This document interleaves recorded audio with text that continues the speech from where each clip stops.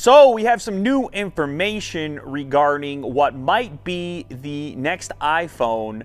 As you can see in the back here, these leaks have existed for a little while now of this strange camera array on the back of what looks like an iPhone. So at first, usually happens with your typical leaks, you get renders from people that are based on rumors and possibly schematics, if available, in order to insinuate what the next version of a particular device might look like, or some kind of unreleased device. Well, today we have a new schematic which points in the direction of this particular design being a possible reality, a potential reality. This is the schematic right here.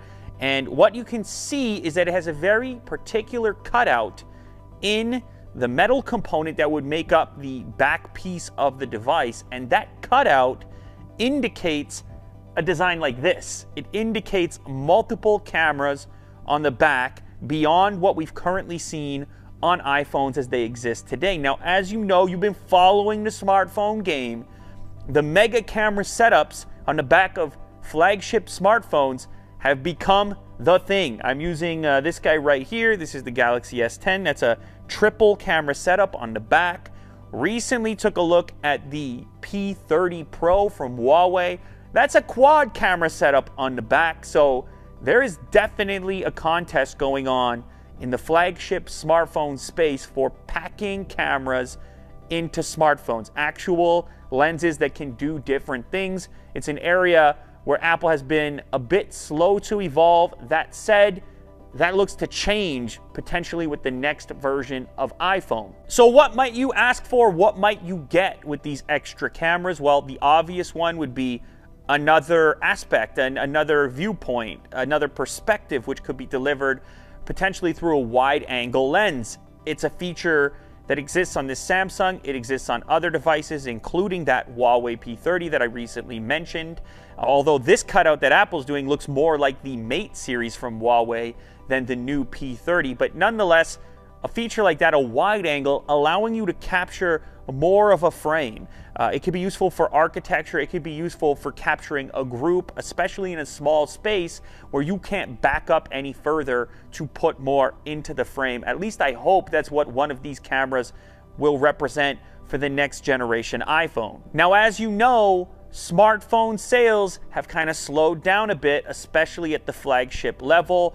The Samsung Galaxy S10 appears to be a bit of an unusual case where it was recently released at a high price point, and according to Samsung, it's seen some degree of success, which is kind of unusual, or at least unexpected from certain analysts, given the fact that the marketplace has softened up a bit.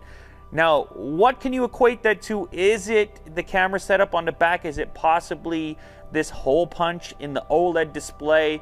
Is it a whole package deal? Were people on the Samsung side waiting for something to happen? We don't really know. But this arms race happening in the smartphone space at the flagship level doesn't appear to be slowing down. And if Apple wants to remain competitive against brands like Samsung and like Huawei, which, by the way, that rounds out the top 3 smartphone manufacturers, then they're going to have to do some things that are obvious.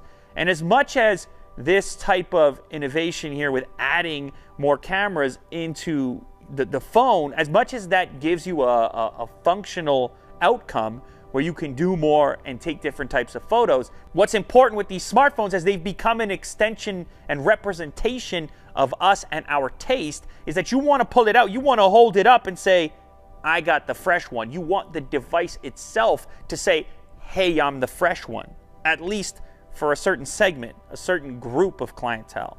And that's what this thing will do. Whether you like it, hate it, think it looks good or ugly, it will immediately tell people that you have the brand new, factory fresh, and likely very expensive iPhone next generation. So this is looking more feasible now based on this particular leak, based on this schematic, alongside with the other rumors coming from reliable leakers and the various sources reporting on this now. I think we can safely say that the next generation of iPhone is going to have a different camera layout than the current version and likely an extra camera built into it.